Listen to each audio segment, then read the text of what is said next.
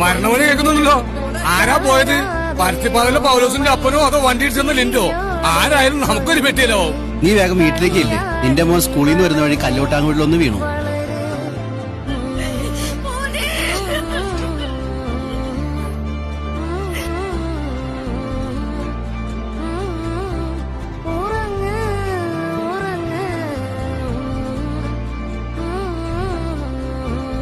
കട തുറന്ന് 8 എടുക്കണ്ടേ? എടുക്കണം.